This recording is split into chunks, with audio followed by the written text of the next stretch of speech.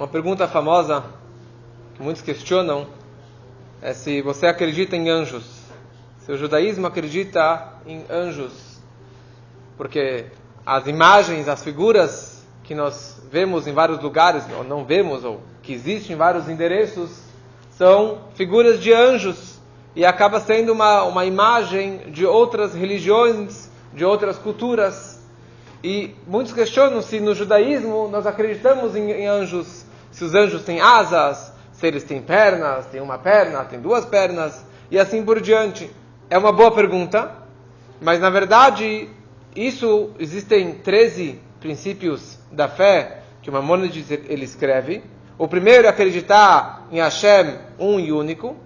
E o segundo desses princípios é você acreditar na existência dos anjos. Porque os anjos, eles mashpi'im koach, eles transmitem força e intelecto para os profetas, para que os profetas possam realmente passar a sua missão, passar a mensagem para frente.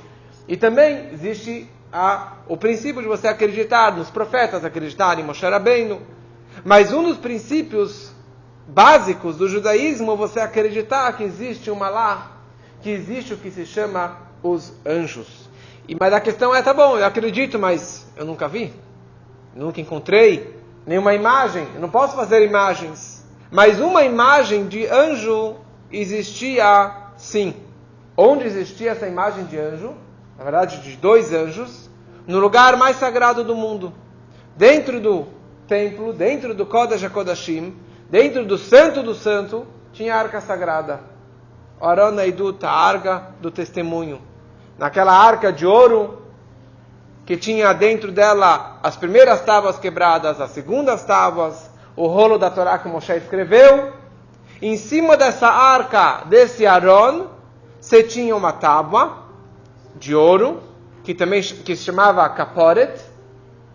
E em cima desse Kaporet, na verdade, saía desse Kaporet, não era grudado, não era encaixado, era soldado, você tinha os dois querubins, que é chamado os querubim, ou os querubins em português, que eram dois anjos.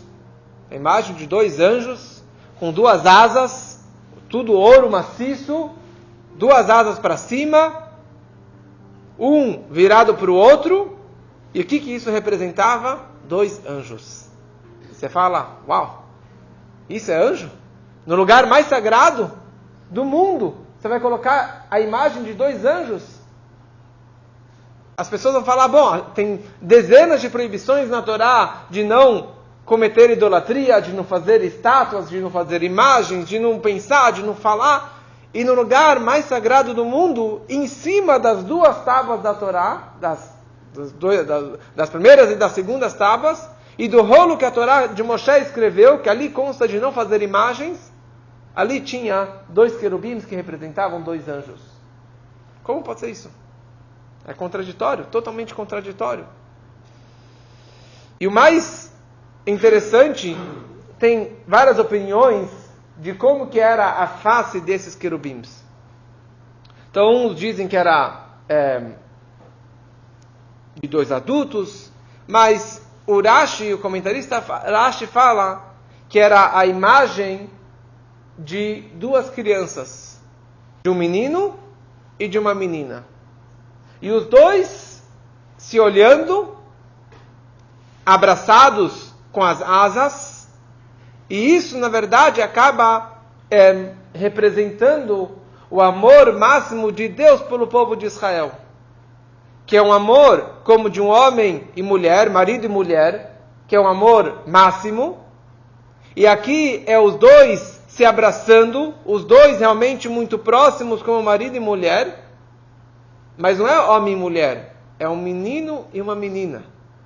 Um menino e uma menina porque representa o Eshed Neurim, quer dizer, a esposa da infância, quer dizer, que representa um amor muito mais puro, como um amor, na verdade, como se fosse um amor de um pai por um filho, de uma mãe por um filho, que é um amor incondicional. Mesmo que o filho, ele aprontou, que ele sujou, que ele foi contra, o pai continua amando aquele filho com amor tão intenso. E aqui, ele não coloca de um pai para um filho. Ele coloca de um marido para uma mulher, mas de duas crianças com essa pureza, com essa simplicidade, quer dizer, que representa esse amor incondicional, como o rei Salomão no Shir HaShirim descreve todo o amor de homem e mulher, que representa a mulher, o povo de Israel, e o homem é Deus, quer dizer, o amor de Deus pelo povo de Israel. Mas onde isso está representado? E como isso está representado? No Kodesh HaKodashim, em cima da Torá, através da imagem de dois anjos, com um menino e com uma menina. É muito estranho isso. A tal ponto que no momento da destruição do primeiro templo, quando os babilônios entraram para destruir o Beit HaMikdash, eles entraram no Kodesh HaKodashim, na verdade, no templo todo, em vários lugares, nas paredes, nas cortinas, nós lemos na Parashá dessa semana, que você tinha Ve'asita Queruvim, você tem que ver os queruvim, que era a imagem de animais, nas cortinas. Ou o rei Salomão, quando ele construiu o templo, ele também, por conta própria, para enfeitar mais o templo, no Kodesh HaKodashim, ele fez imagens na parede, gravadas na parede, de outros dois anjos enormes, com esse rosto também. E quando os inimigos, os babilônios, entraram para destruir o templo, eles entram lá, e o que eles veem? A imagem de duas estátuas, de dois queruvim, se abraçando, como se fosse se beijando, quer dizer, se abraçando, se agarrando. E eles falaram, isso que é o povo judeu? Aquele povo que aquilo que eles abençoam é abençoado, aqueles que eles amaldiçoam é amaldiçoado. Quer dizer, esse que é o povo sagrado, e no lugar mais sagrado do mundo para eles, você tem uma imagem de dois anjos, e de um amor de marido e mulher. Que negócio é esse? Porque a Arca Sagrada já tinha sido enterrada 50 anos antes, lá debaixo do templo. Então eles descascaram essa parede, eles rasparam essa parede, levaram na feira, levaram no mundo afora, falaram, olha só, esse é o povo judeu? Que ridículo, esse povo judeu que se diz o povo sagrado, eles falam que não pode ter idolatria, e é isso que eles idolatram, isso que eles têm no templo. E ficou, como a gente fala no Megillat Eicha, a gente fala que eles acabaram nos desprezando, Zilzelu, que eles acabaram desprezando o povo de Israel. No lugar mais sagrado, você coloca, assim, são duas coisas muito estranhas. Você coloca anjos, você coloca o amor de marido e mulher com a imagem de duas crianças, e isso acabou tendo um efeito colateral. Sempre quando os judeus, na época do primeiro templo, dos dois templos, quando os judeus eles chegavam para as festas, para as grandes festas, eles levantavam, abriam as portas, as cortinas do santuário, para que os judeus vissem essas imagens desses querubins se abraçando, para que eles soubessem que este é o amor tão intenso que Hashem tem pelo povo de Israel. A tal ponto que diz que era tão mágico aquele lugar, que não existia uma medida, era um lugar dentro do tempo, dentro do espaço, mas acima do espaço. E ali acontecia um milagre. Quando o povo de Israel estava de bem com Deus, essas duas crianças, essas duas imagens, elas estavam se olhando face a face. E quando eles estavam de mal com Deus, porque isso representava o amor de Deus pelo povo de Israel, eles viravam as costas, viravam o rosto um pelo outro. Era muito mágico tudo isso. Mas o que isso tudo representa? E o que isso tudo representa para a nossa vida? Então, o Nachmanides ele explica que a ideia desses querubim representa a ideia dos anjos. Porque do nome dos anjos era querubim. Você tem Ofanim, Chayot HaKodesh, você tem Hashmal, você tem vários níveis. Quanto mais alto, você tem outro nome e um outro nível espiritual. E um desses níveis tão elevados é chamado de querubim. O profeta Yechezkel, quando tem aquela profecia que nós lemos na Haftarah, a profecia de Hezkel, que ele viu a carruagem celestial, e nas 4 rodas da carruagem celestial, você tinha 4 imagens, 4 figuras, ligado com anjos. O que quer dizer uma carruagem celestial? É como se fosse a carruagem que carrega Deus, que está conduzindo, que nem uma carruagem, ela conduz, ela tem uma transmissão de energia, isso fosse o que carrega o próprio. Por isso está escrito, ele escreve lá, Yoshev HaKruvim, Deus é aquele que Yoshev, que ele senta nos queruvims. Ele senta nos queruvims. Onde que Deus ele se assenta, onde que ele paira, onde que a carruagem dele é nos queruvims. E essa representação que os queruvims estavam com as asas para cima, demonstrando que eles estão fazendo um trono para Deus, né? Uma cadeira para que, como se fosse o próprio, que Hashem não tem imagem, mas espiritualmente falando, que ali Deus pudesse sentar e pairar. E o Maimônides ele fala que os queruvim é exatamente isso. A ideia desses queruvim está representando os queruvim que o Yehezkel ele viu no Hayot HaKodesh, esses grandes anjos. Apesar que ele viu várias imagens, mas tudo isso foi representado nessa imagem dos queruvims. Outro comentarista fala, o Rashbam, ele fala que os queruvim representam pássaros, porque asas, que tem a ver com asas. Porque que nem o pássaro, ele voa, ele tem asas, mas o pássaro é um animal limpo, e ela está sempre voando, e não está na terra suja. Então isso representa uma espiritualidade maior, um nível mais refinado. Então, a arca sagrada tinha a Torá. Então, a arca sagrada representa a ligação do povo com Deus por intermédio da Torá. Se você não tem Torá, é que nem um peixe fora da água. Você não tem Torá, você não tem como se conectar com Deus. Você não tem oxigênio. Nosso oxigênio, a nossa forma de se conectar com Deus é por intermédio da Torá. Mas você tem uma pessoa que não estuda a Torá.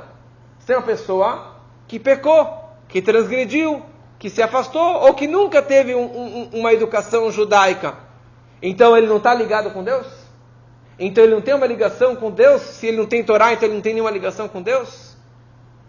Então fala o Rashi, diferente do Nachmanides, ele fala que a arca é um objeto. O kaporet, a tábua, com os queruvims em cima da tábua, é um segundo objeto, independente da arca. O Rashi, o Nachmanides fala que o queruvims, a tábua e a arca é um objeto só.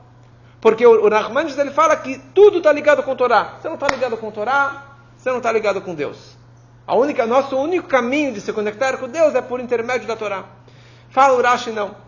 O Rashi ele fala que a arca é um objeto e em cima da arca você coloca o kaporet com os queruvims. O que ele está representando com isso? Ensinando para a gente que, como eu falei antes, os querubim tinham o rosto de 2 crianças. Um menino e uma menina. Que isso representa um amor máximo de marido e mulher. Que isso representa o amor máximo que tem de Deus pelo povo de Israel. Que é um amor incondicional. É um amor que mesmo que o amor de um pai para um filho, mesmo que o filho sujou, você tem o kaporet. Kaporet tem a ver com kapará, tem a ver com pecado, tem a ver com perdão. O fato é que dentro da arca você tem as primeiras tábuas quebradas, que foi quebrado pelo bezerro de ouro. Mas em cima da arca você tem a kaporet, que representa a expiação, o perdão. E em cima desse kaporet você tem os 2 queruvims, que representa o povo de Israel. O povo de Israel e Deus. O amor máximo de Deus com o povo de Israel, que significa um amor incondicional. O amor de Hashem pelo povo de Israel está acima da Torá. Está além da Torá.